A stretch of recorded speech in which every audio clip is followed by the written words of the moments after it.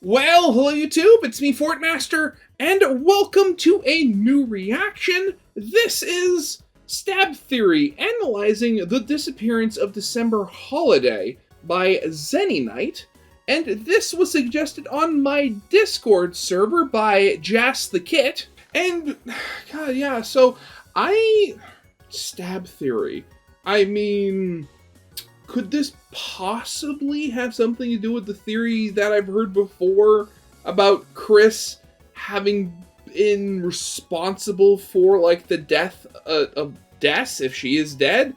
Which kind of plays into the whole thing that my own personal theory is that if Des is the knight, it's not fully her, it's like her body or something like that. Again, I'm not entirely sure of the specifics. But at the same time, like, again, I'm trying to figure this out mostly based off the thumbnail here, because like you have Chris creating a dark fountain in front of, you know, the shelter, which I don't think is literal since that hasn't happened in game yet. So yeah, I don't really know what this is. Well, I mean, I know it's going to be about this, but I'm not sure of the specifics. So I mean, might as well get this thing started and see what exactly this video is actually going to be about. So yeah, of course, as always, original video is linked in the description if you haven't seen it for some reason. Corner video lead to my Let's Play of the day. And if you like this video or any other video that I make, I'd very much appreciate it if you gave the video a like and subscribe to my channel, because most of the people that watch my videos aren't subscribed, and I'd very much like that to change, because my next big goal is to hopefully hit 10,000 subscribers. And if you want to support me but don't feel confident about becoming a YouTube or Patreon member, feel free to use the Super Thanks option underneath all of my videos. But yeah, with all that out of the way, let's get this thing started then, shall we? Chris, ever since that horrible day, I've only blamed myself for what happened. All I ever wanted was to prove it wasn't my fault. To make sure that it would never happen again. That it was all because of this, the dark world. But now that I'm finally here, it makes me realize how pointless that all was. None of you ever blamed me. None of you ever said it was my fault. Even so, seeing the aftermath of my failure made my self-hatred consume me. One that ultimately drove your mother away. I thought if I could just prove it, prove I was right, it would fix everything. But even when I finally found that proof I wanted, I still failed to protect you. Man, thinking back, that really does, you know, bring up some questions about, you know, Asgore and the Dark Worlds, because, like, seemingly from that alone, it does seem like while he knew of Dark Worlds, somehow he never actually experienced them. Because, again, there were certain, you know, several points throughout the, throughout Chapter 5 there, where, like, you know, he's looking at his, like, arm hair, it's like, huh, it really has changed color. Like, he didn't know it would, or something like that. Or he only heard rumors. Since Deltarune Chapter 2, one mystery has been at the forefront of the story. An event that we still know shockingly little about. The disappearance of December holiday. Luckily, Deltarune Chapter 5 didn't really give us much more information about it. No, it did not. We hardly know more than we did after Chapters 2, 3, and 4, but we do have a little more information to work with, and that information gives me some ideas. Is it enough to piece together a single, cohesive narrative of what happened on that day? Well, no, but I still want to try making something. One thing this information did seem to confirm was something I've suspected since Chapter 2. That Asgore himself knew something about Des's disappearance, and that he became so obsessed with figuring it out that it completely consumed him, to the point of him neglecting his family and likely being the reason why Toriel divorced him. It also confirmed two other things that I've suspected since Chapters 3 and 4 specifically. That Asgore possessed the Sheriff's Badge shelter code, and also that he knew something about the Dark Worlds given his dialogue about the Black Shards when he's in Carol's room. We also learned something else. There was a Dark Fountain that was made well before the Dark Fountain in Chapter 1. At that fountain, Asgore seemingly found a Black Shard. This would suggest that the Knight made this fountain, as the Black Shard is what chips off of their sword if we manage to win the boss fight with them in Chapter 3. Asgore then found another one in the library, and we know for sure that that fountain was also made by the Knight. Asgore's documents note that the black shard found in the library matches the one at the original scene. But while reading, Ralsei cuts off that line before saying what the scene was. It could just be that he was going to say the original scene of the fountain, but that's kind of a weird way to word it, especially for someone as well spoken as Ralsei. Usually when someone uses that term, the scene of blank, they're referring to the scene of a crime or incident. I also think Ralsei alludes to, but doesn't say, that a black shard was found somewhere else as well. After he mentions the shard found at the original scene, but before he comments on the one found at the library, he says, "It was left at the original scene and matched with the... And computer lab?" And computer lab. So it was someplace. So there was an additional place that Ralsei didn't say. I want to put this dialogue on screen on top of reading it so you can really understand what this seems to imply, at least to me.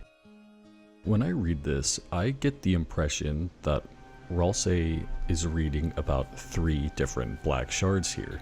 It definitely does sound like that. The black shard was left at the original scene and matched with the blank and the computer lab. If that's true though, then which black shard is he referring to before the library? The easiest answer is to say the abandoned classroom from chapter 1. This would also imply that this fountain was made by the Knight, which has always been my belief. However, many people lately have started to wonder if Chris was the one who actually opened the fountain in the abandoned classroom. I've always leaned toward it being the Knight's fountain, and if this is true, then it'd be evidence in favor of that. But we don't know for certain that this is the fountain and respective black shard that Ralsei is talking about. Yeah.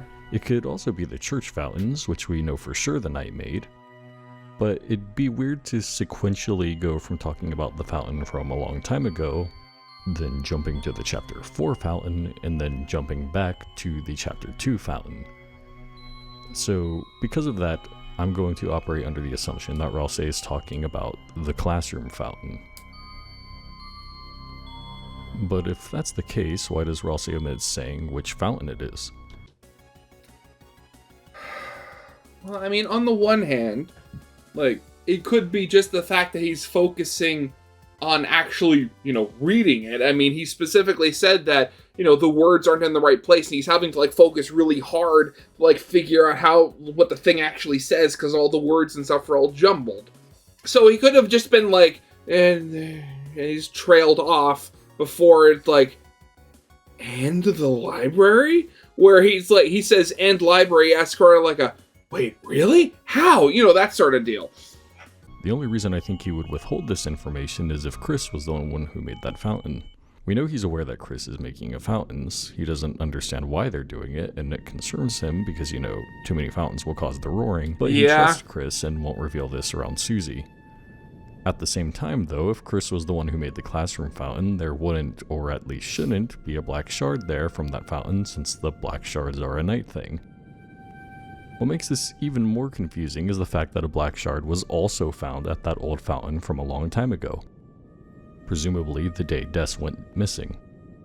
This isn't stated, but I think it's pretty heavily implied that this fountain and Des's disappearance are connected and were on the same day. I mean, yeah, it has been sort of heavily implied, and I wouldn't be surprised if, the vast majority of the fandom, pretty much assumes that. Honestly, at this point, I think the bigger shock would be, it being proved that they weren't. But if that's the case, then we have a problem. You see, I, like many people, believe that Des is the Knight.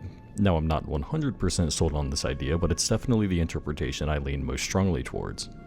If Des is the Knight, then how can a black shard be found at the fountain that was presumably connected to her disappearance and made by the Knight before Des was the Knight? In order to make any sense of this, we need to try and construct a narrative about what might have happened on that day. I wonder, is this going to have anything to do with that theory I've seen people say that, the Knight is the result of, Chris stabbing Des and, causing a dark fountain to be formed inside her or something like that? Before we can begin to even say what exactly happened, we need to also identify where it happened. I, like many, have always suspected that it had something to do with her entering a dark world, and this chapter seems to at least partially confirm that.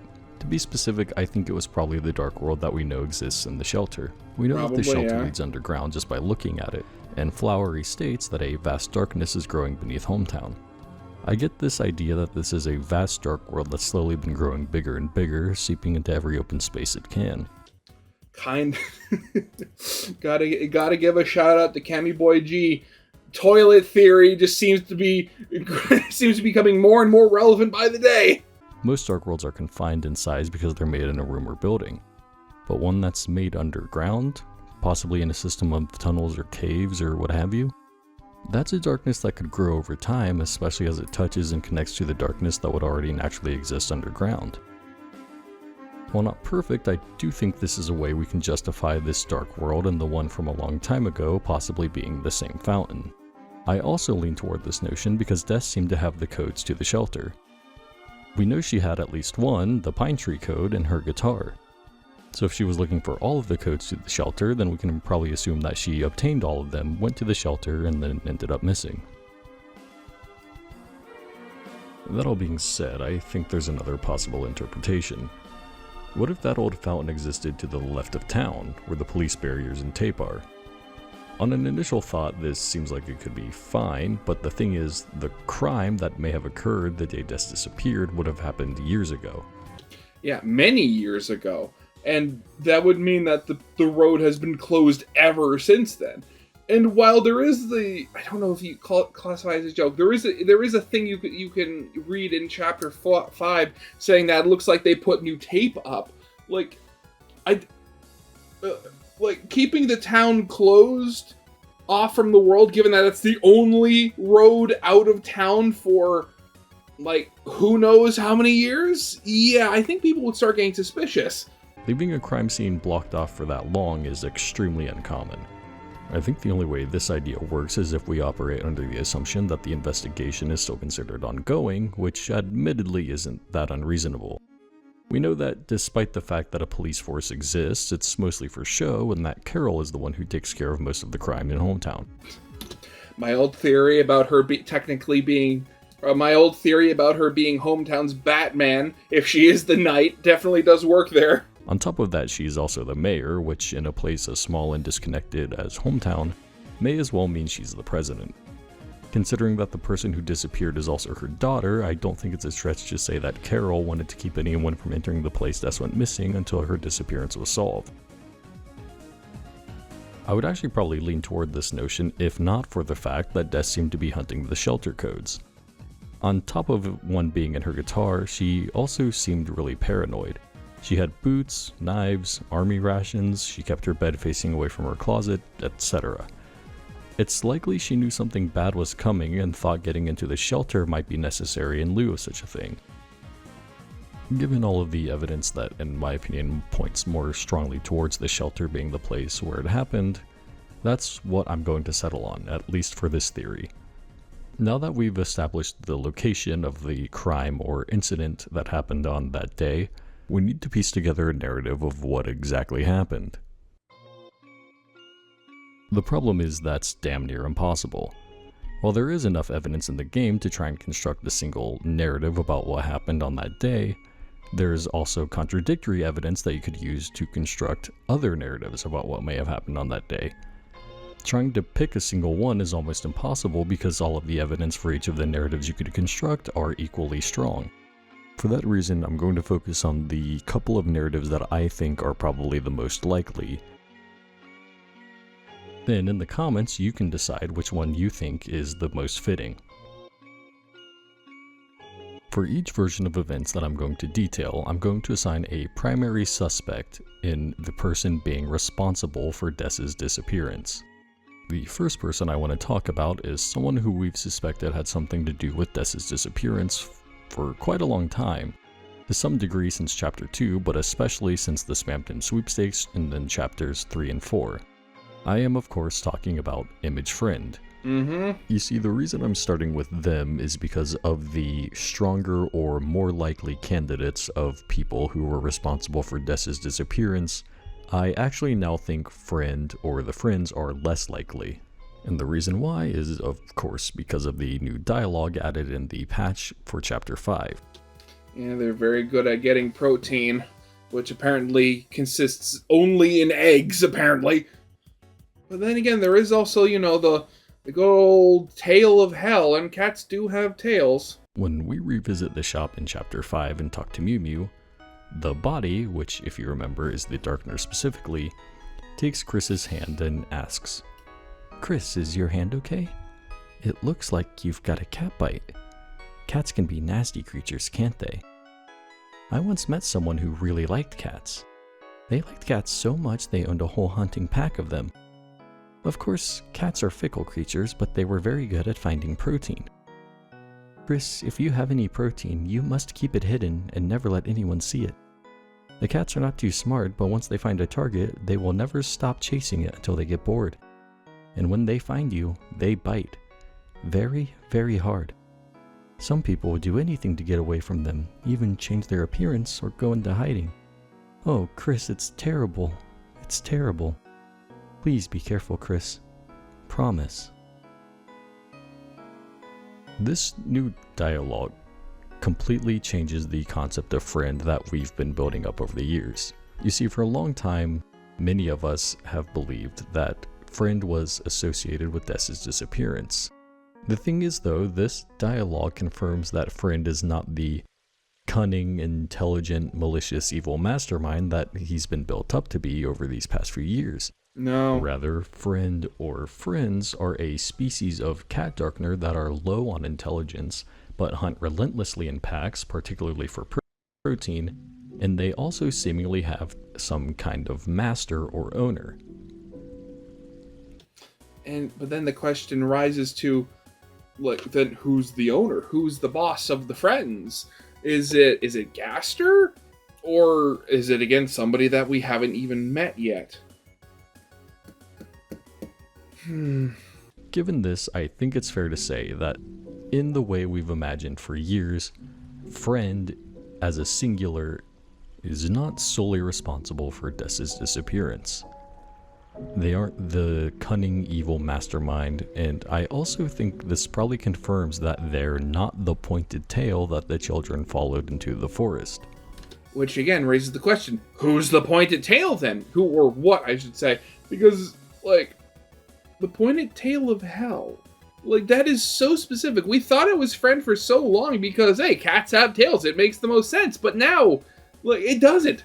Who else is the tail? Unless in the next chapter we meet somebody who has a tail, or specifically a pointed one. That being said, Pink talks about how when you are their target, they will chase you so relentlessly, and it is so terrible that some people would do anything to get away from them, even changing their appearance or going into hiding. So based on this information, one of the narratives that we can construct with Dess's disappearance is that Des encountered the friend cats and was pursued so relentlessly and became so paranoid and consumed with fear that the only thing she could think to do was enter the shelter to escape them. There, she would have entered the dark world that exists there, gotten trapped in it because she doesn't have a human soul, at least as far as we know, to seal the fountain, and was trapped in the darkness for so long that she became the night. I know that after reading this dialogue, there's probably quite a number of people that jumped on this interpretation, and I'm not one of them. But it is one of the narratives you can construct based on the information we have as of Chapter 5 that can explain Dess's disappearance, so I thought it was worth mentioning in this video. Yeah. The problem with this interpretation, though, is that it ignores the fact that a black shard was found at the fountain that was seemingly associated with Dess's disappearance.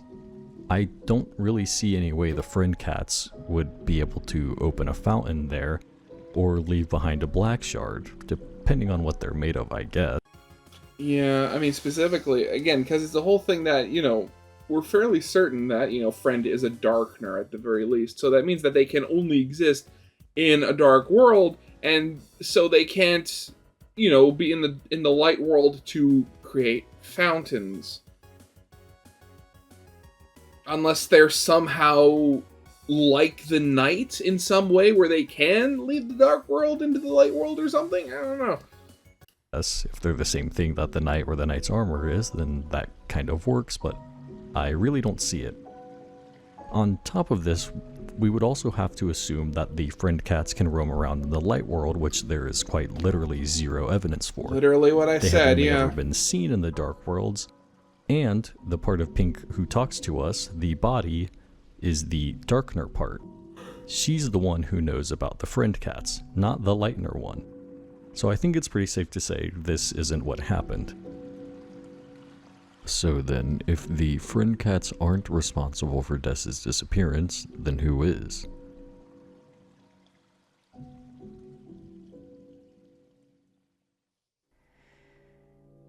When the light is running low and the shadows start to grow and the places that you know seem like fantasy, there's a light inside your soul. Is the next section going to be about Chris? It's going to be about Chris, isn't it? With the truth, the promise in our hearts. Don't forget, I'm with you in the dark.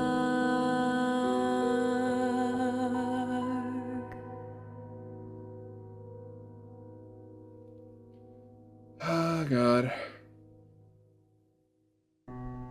My other prime suspect is Chris.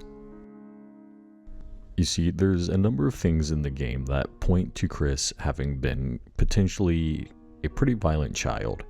And I think that violent nature they carried with them as a kid is probably responsible, or at least played a role in what ultimately happened to Des. And you know, again, it's a whole thing. Like, there are...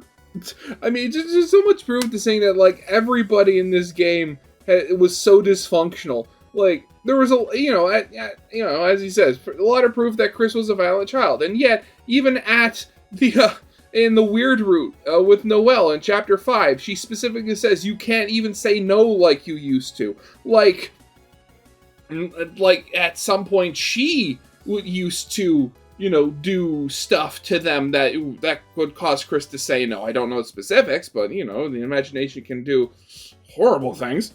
And then there's the talk of, of Des hitting Chris with a wiffle bat when they bothered Noelle. And who's to say that there was just a one-off thing and not something more regular? I mean, there's a lot of things that could be very easily taken in rather not comfortable directions. One of the first things that turned me on to this idea was the Chapter 4 egg room. The Chapter 4 egg room in particular seems related to Chris and their past and some kind of trauma that they're trying to repress. However, this egg room also alludes to a potentially violent past for Chris. One of the NPCs we can talk to in the pitch black art therapy room says, "Are you here for art club? Right, this is where we draw pictures and don't kill each other." This dialogue in this room has always made me think that Chris may have been a violent-natured kid. And on top of that, their obsession with knives and their tendency to terrorize or scare or prank people, and I think Chris may have used violence as a way of expressing themselves as a child. Chapter 5 also seemed to confirm this belief. Aqua, one of the 7 flowers given higher consciousness by the Dark World, seems to represent Chris, specifically Chris as a child. Mm-hmm. She's the exact... I have seen so many people come to that same conclusion, as well as a couple of very cute animations, but yeah. Same shade of cyan that Chris is in the Dark World. She has dark hair that covers her eyes, she's obsessed with knives, and she wears a bow that looks like a red heart, similar to the soul. We learn that Aqua greatly enjoys playing games, however, those games tend to involve violence. She doesn't really understand the difference between love and violence, friend and enemies. She also, potentially like Chris, doesn't seem to realize that hurting or stabbing someone can kill them. She thinks it's all just playing. In her mind, pretend violence and real violence are the same thing, and both of them are just a game. I think this is Deltarune's way of telling us that this is how Chris was as a kid. And if that's the case, what if Chris was accidentally responsible for what happened to Des?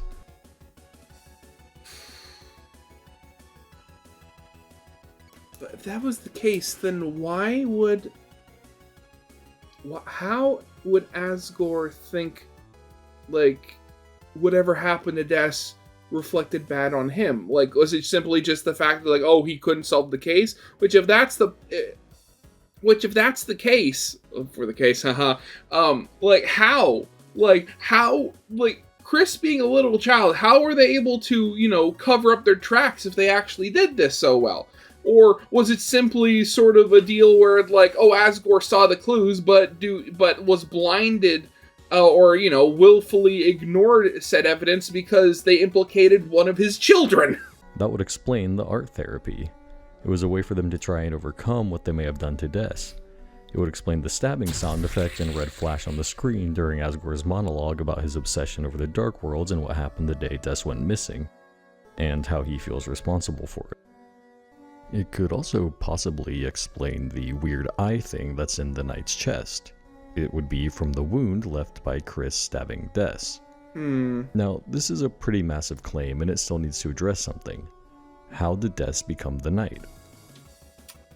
Again, that is kind of the one potential theory I've heard was that, Chris stabbed and created a dark world inside her, and that's why she's this weird thing.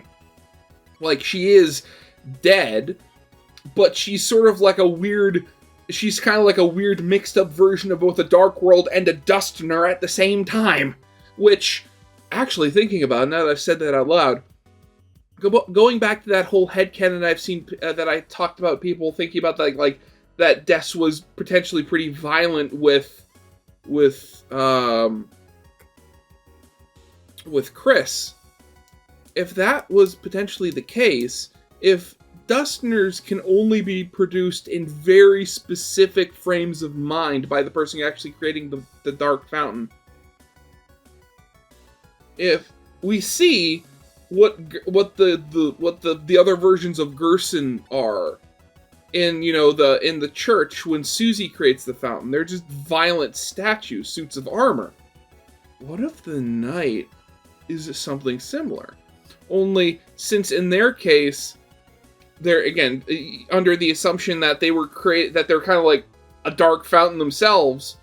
That's how they're able to exist in the real world. Well, Chapter 4 established that when a dark fountain is created in the Dark World, a Titan forms. So we know that there is a blatant correlation between fountains and Titans. They're made of the same stuff. So what would happen if at the same time you stabbed someone, especially a lightener who has the power to open fountains, and then opened a fountain at the same time or while the blade used to make a fountain was still in them? Hear me out here, but what if what you end up with is something very similar to a Titan? The Knight.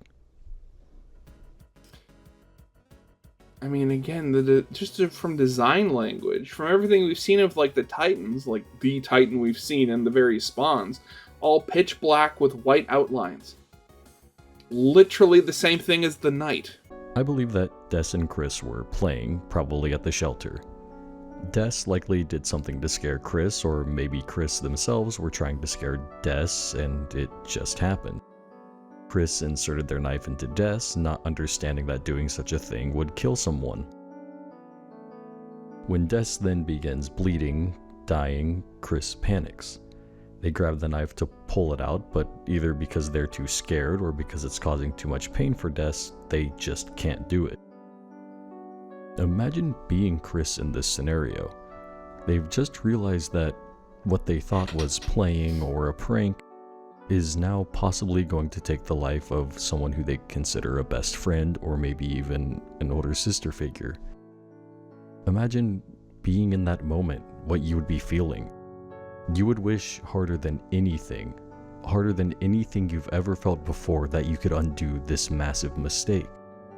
And for Chris, who's a lightener, that feeling manifests as will, as determination.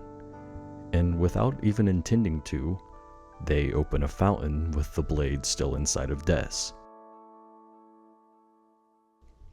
This technically achieves what Chris wanted it to.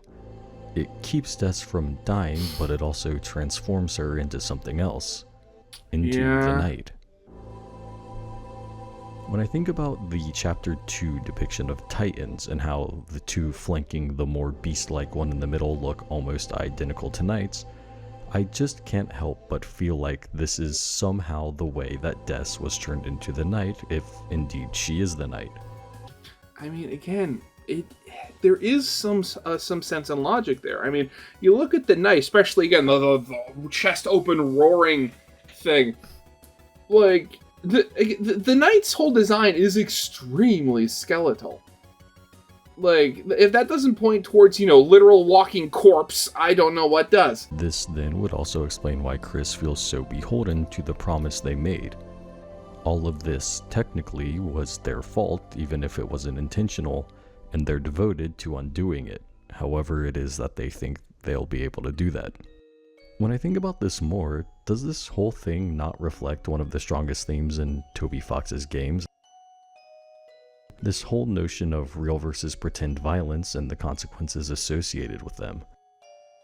In Undertale, Toby wanted us to question the line between pretend and real violence by trying to endear us to the characters of the world, to suspend our disbelief, and to then face consequences when we use violence on those characters. Deltarune's handling of this has been more complicated.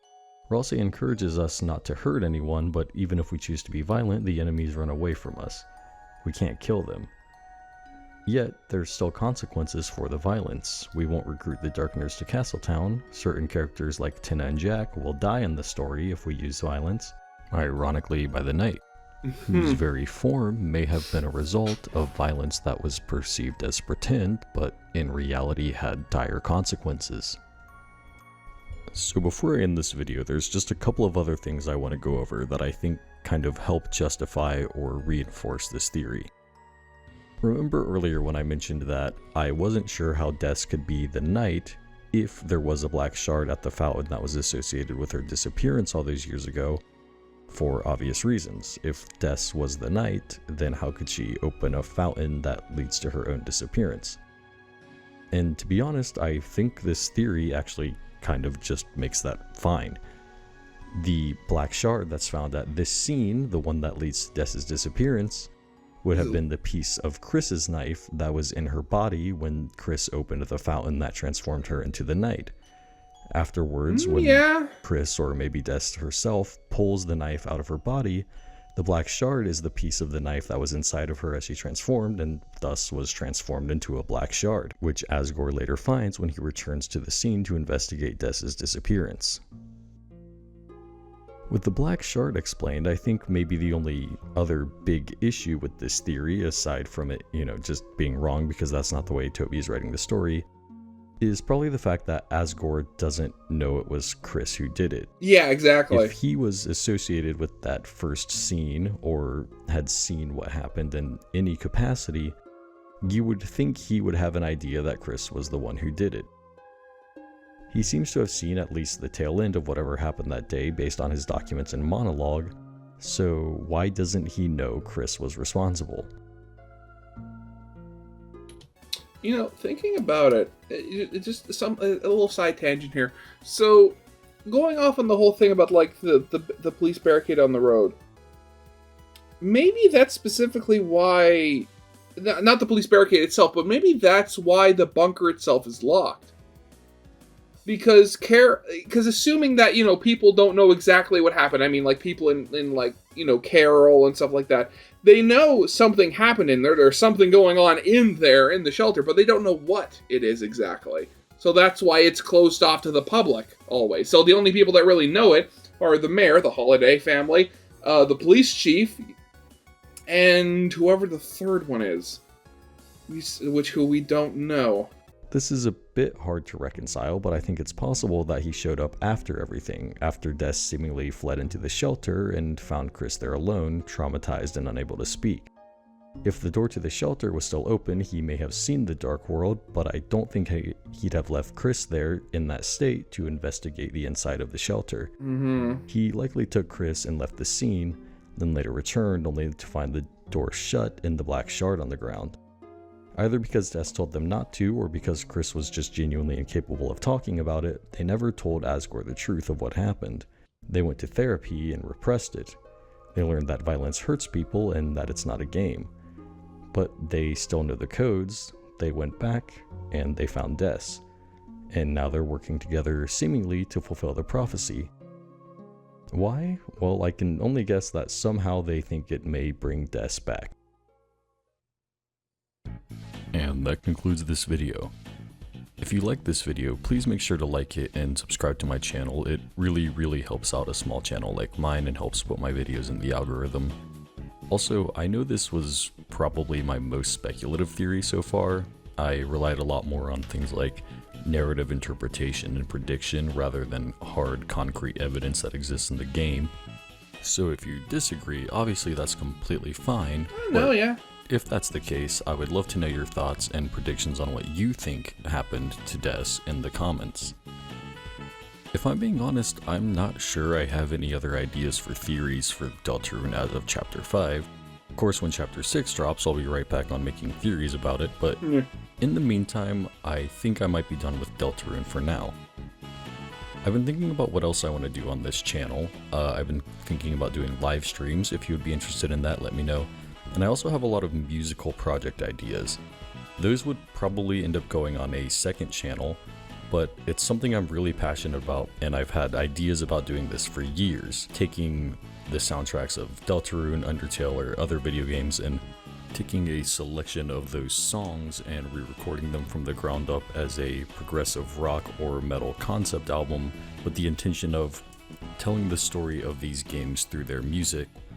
Now, I wouldn't go crazy with the progressive rock and metal elements. My primary goal would be preserving the original sound and direction of those songs as much as possible.